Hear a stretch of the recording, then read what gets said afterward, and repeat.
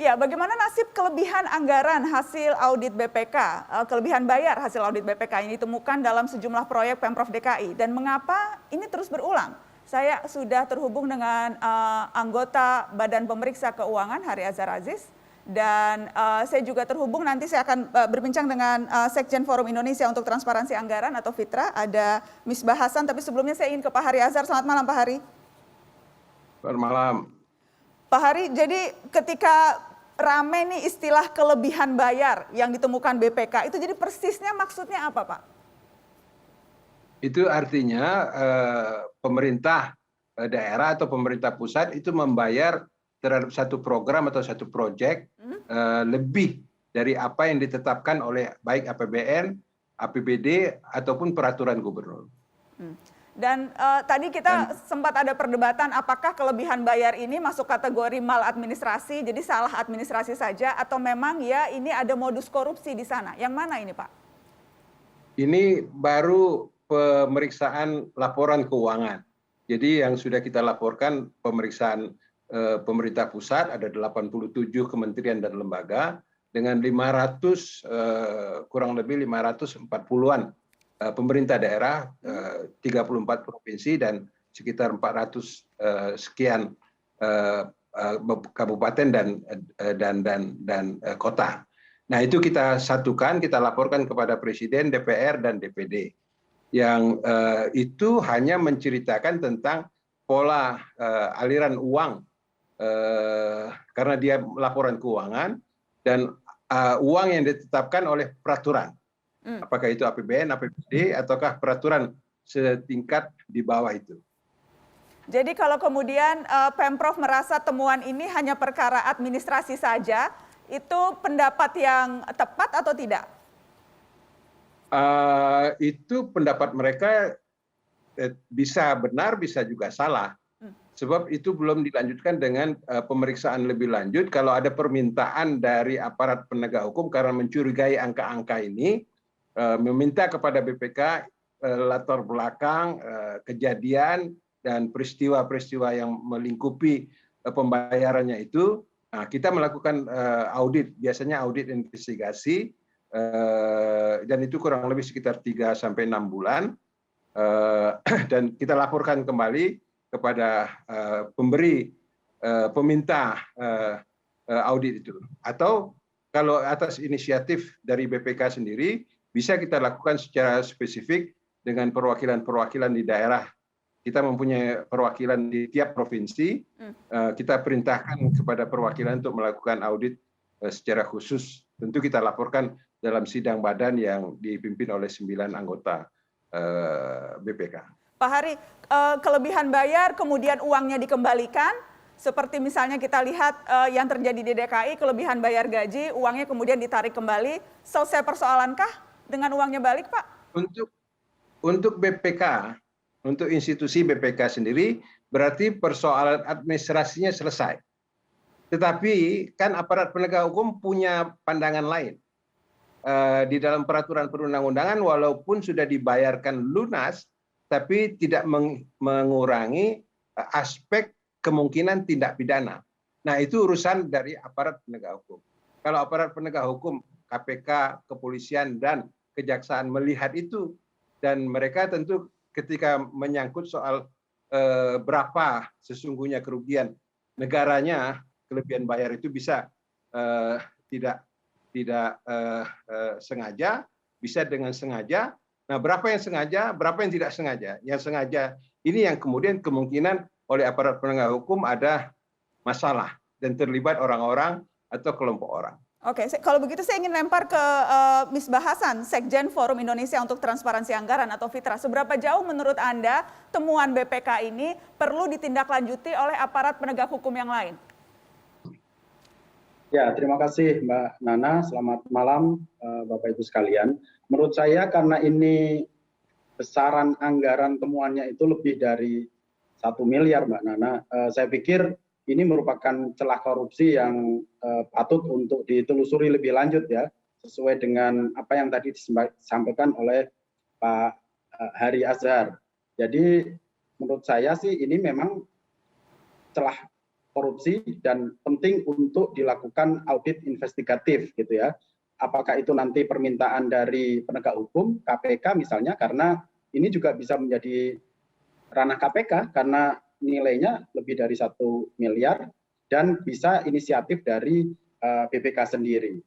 Nah, saya sepakat tadi Mbak Nana, kalau kelebihan bayar ini kan memang terjadi karena perencanaan ya di pengadaan barang jasa ini tidak mengacu kepada satuan harga yang sudah ditetapkan. Atau apa ya. Baik, sebelum lanjut ke sana, saya ingin lempar dulu ke Pak Aziz begitu. Ya. Pak Aziz, kalau sampai perlu sejauh itukah pemeriksaan audit investigasi lanjutan? Karena tadi kita dengar BPK mengatakan itu baru soal administrasinya. Audit investigasi diperlukan kalau memang perlu untuk menyelidiki lebih jauh. Ya saya kira kalau memang dilihat ada celah-celah hukum di sana dan juga ada kemungkinan hal seperti itu, kami terbuka, kami sebagai anggota Dewan mendukung ya, setiap langkah-langkah penegakan hukum yang terjadi di Pemda DKI Jakarta. Tapi kalau kita merujuk pada jumlah ya, misalnya begini, tentang kelebihan pembayaran gaji yang tadi ya, itu besarnya sekitar 800 juta dari total belanja langsung Pemda DKI Jakarta sekitar 34 miliar. Itu kan persentasenya kecil sekali gitu ya. Apakah mungkin kalau memang orang berniat korupsi cuma 800 juta begitu dari 34 triliun misalnya. Itu kan juga harus dipertimbangkan begitu ya. Kemudian juga dari orang yang terlibat, dari yang pembelian kelebihan pembayaran gaji itu melibatkan sekitar 100 pegawai dari total 60.000 pegawai DKI Jakarta begitu.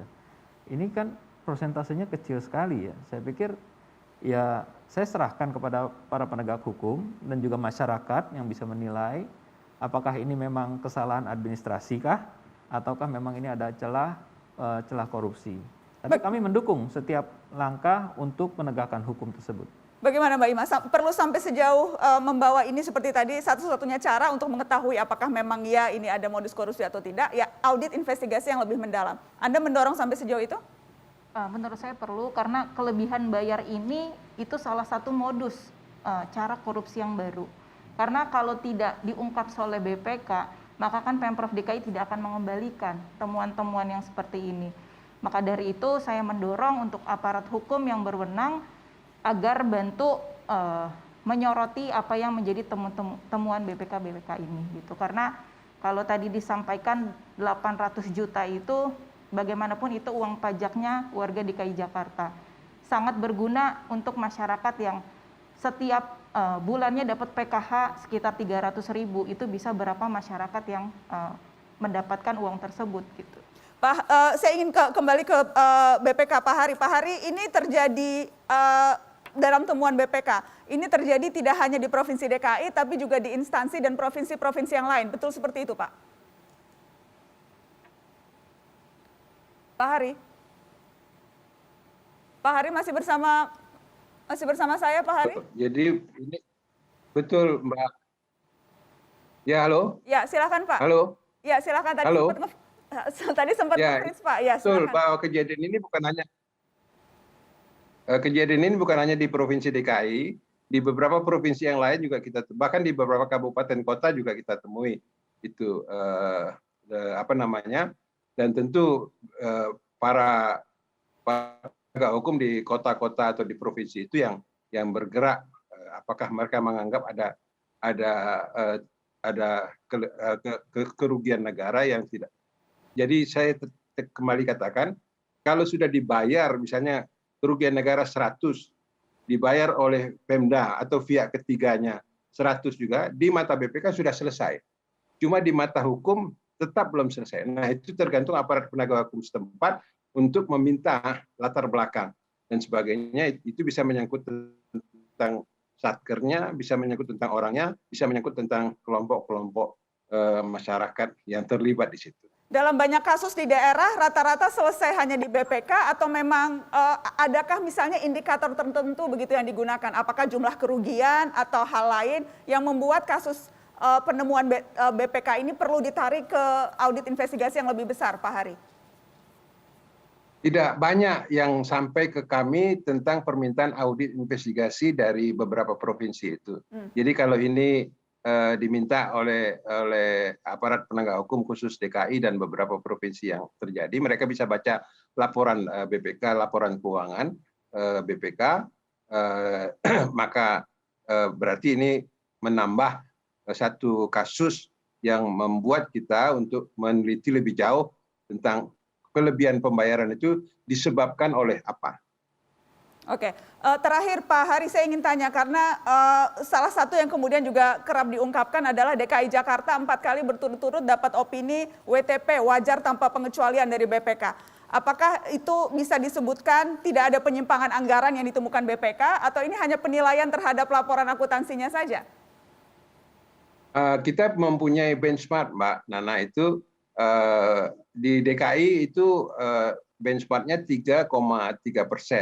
Dari total belanja kurang lebih sekitar 52 triliun, jadi sekitar 800 miliar. Itu yang kalau melewati itu berarti tidak bisa dapat opini WTP. Tapi kalau ada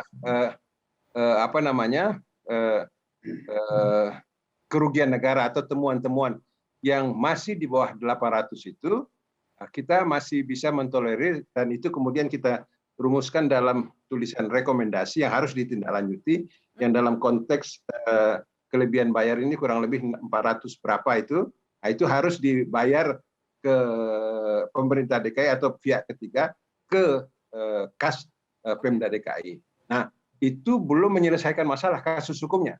Kembali kasus hukumnya itu oleh aparat penegak hukum yang melihatnya dengan cara kacamata hukum. Baik, temuan BPK bukan berarti otomatis tidak ada problematika hukum, itu persoalan yang lain lagi. Itu yang hendak Anda tekankan, begitu ya Pak Hari? Baik, terima kasih banyak Pak Hari Azhar sudah bergabung di Mata Najwa malam hari ini Pak.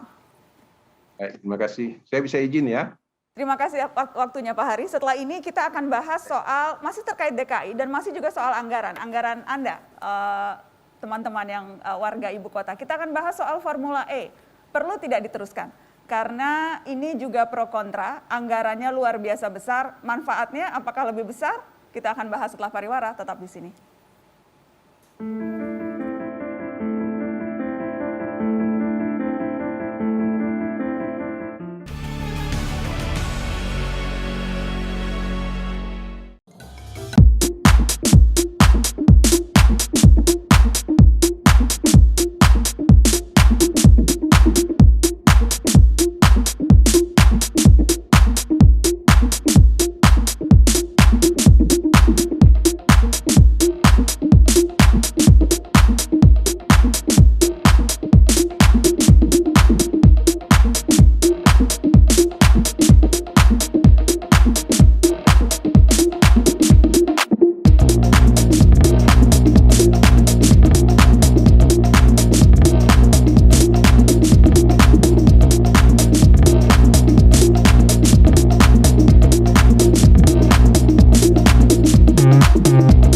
Ramai kemarin, ada wakil rakyat yang bersiap dengan baju dinas baru, anggarannya pun naik 2 kali lipat dibanding tahun lalu. Menghebohkan karena ada embel-embel merek ternama, walau kemudian dibantah.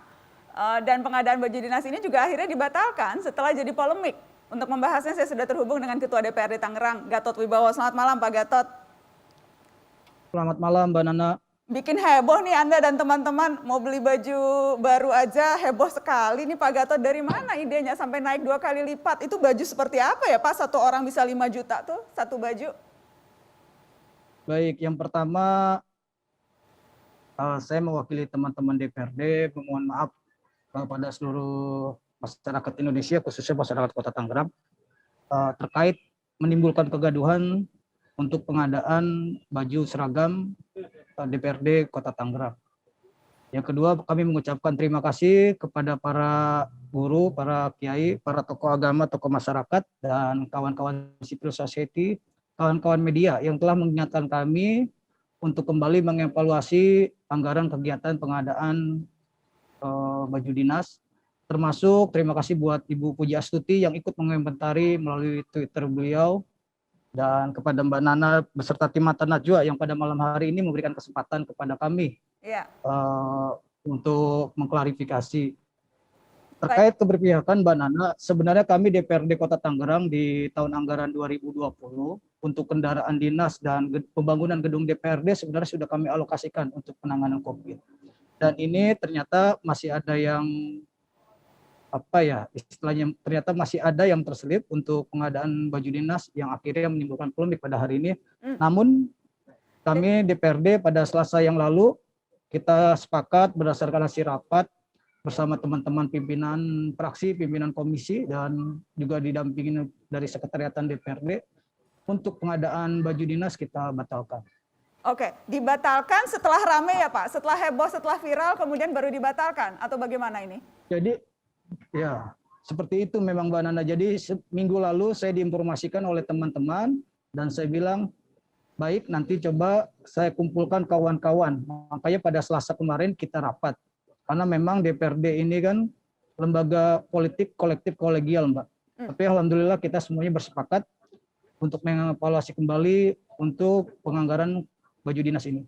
Tapi kenapa dari awal sampai dianggarkan sebegitu besar ya Pak Gatot? Dan apakah kalau memang tidak rame akan tetap nih beli baju seharga 5 juta satu setel untuk satu anggota dewan? Jadi kalau untuk baju dinas ini Mbak, sebenarnya ini bagian dari fasilitas pimpinan dan anggota DPRD. Yang memang itu menjadi hak kita ya. Namun memang momentum hari ini belum pas. Sama seperti kemarin kita tim yang tidak menduga di awal ini pandemi COVID ternyata panjang ya, hampir 2 tahun. Makanya saat 2020 di awal pandemi sebenarnya teman-teman DPRD sudah merelokasikan anggaran baik itu untuk kendaraan dinas pimpinan DPRD dan pembangunan gedung DPRD itu sendiri.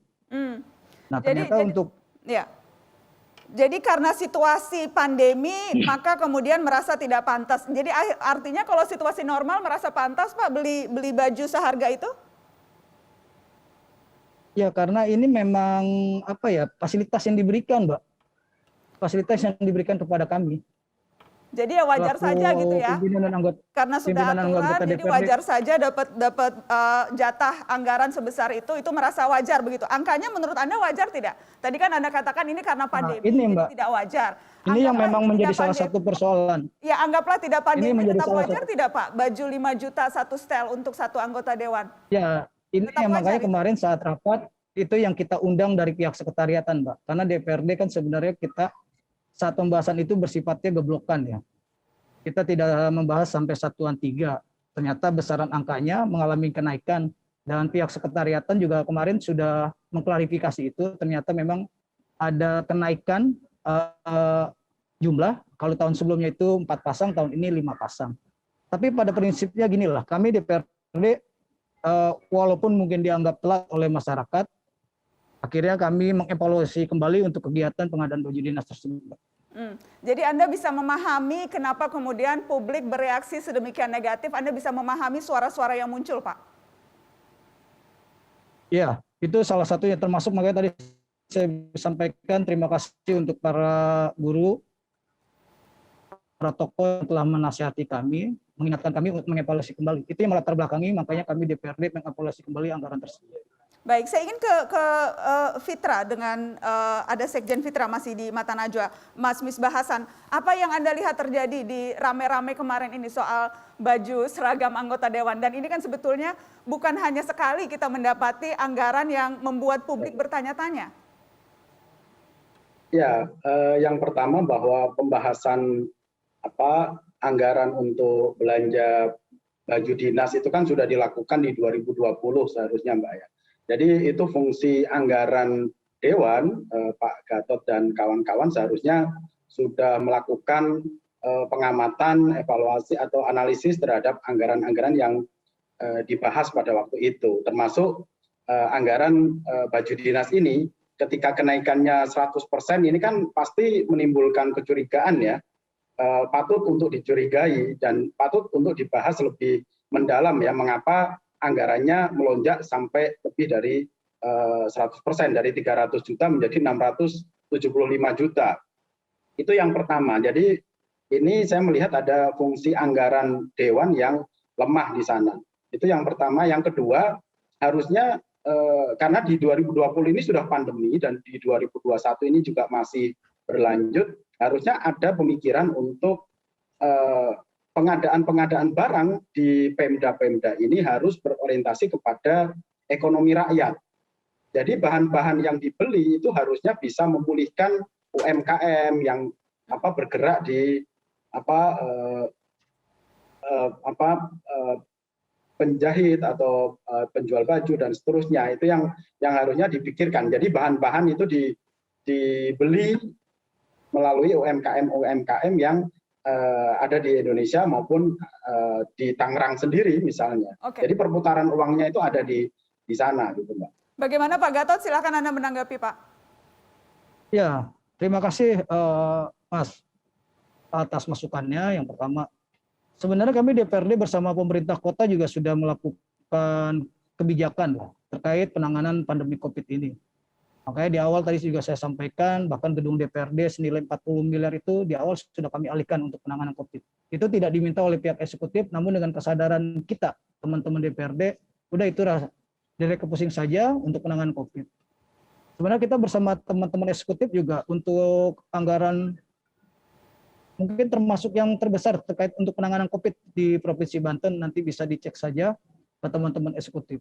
Dan dari awal saya sampaikan memang sudahlah kita akui terkait pengadaan baju dinas ini memang momentumnya tidak pas dan kita mungkin keliru. Makanya dari awal kami sampaikan permohonan maaf dan ini menimbulkan hiruk pikuk di tengah masyarakat kita, dan ini menjadi evaluasi kita bersama. Walaupun sebenarnya di awal tahun 2020 sudah bagus apa yang kita lakukan, mulai dari gedung DPRD, kendaraan dinas sudah kita relokasi, tapi ternyata tetap ada yang terlewat. Itu menjadi masukan kita. Terima kasih atas masukannya, Mas. Oke, jadi nggak jadi beli baju baru ya, Pak? Ya, sama meluruskan, Mbak, itu versi pihak sekretariatan DPRD saat rapat kemarin, merek itu tidak ada, Mbak. Di DPA kita tidak ada merek. Tidak ada merek tertentu. Itu yang harus saya luruskan. Tidak ada merek tertentu. Itu hasil klarifikasi pihak sekretariatan DPRD, Mbak. Karena itu kemudian munculnya juga dari DPRD tuh, Pak, nama-nama merek yang kemudian muncul, yang kemudian dibantah. Ngomong-ngomong, punya baju merek itu nggak, Pak? Nggak punya, Mbak. Nggak punya ya? Saya jujur, saya nggak ngerti merek ternama kayak gitu, Mbak. Nggak punya ya? Iyalah, anggota wakil rakyat nggak usah pakai merek-merek terkenal. Jadi nggak pakai uang rakyat juga buat beli merek-merek ya, Pak? Siap. Terima kasih sudah mau bicara di Mata Najwa. Saya menghargai Anda sudah mau bicara terbuka di Mata Najwa soal ini. Terima kasih sama-sama Mbak Nana, Mas. Terima kasih Pak Gatot. Ya. Terima kasih Pak Misbah. Kita akan kembali setelah ini teman-teman. Tadi kita bicara DKI, kita bicara Tangerang. Setelah ini kita akan bicara KPK. Dan kita juga akan bicara soal mantan Menteri Sosial yang kemarin mengajukan pledoi pembelaan. Kita akan bicara itu. Dan juga yang menarik kita akan bicara sama Ombudsman soal temuan atas maladministrasi yang dilakukan KPK. Saya akan bicara dengan Ombudsman dan KPK langsung setelah ini. Tetap di Mata Najwa.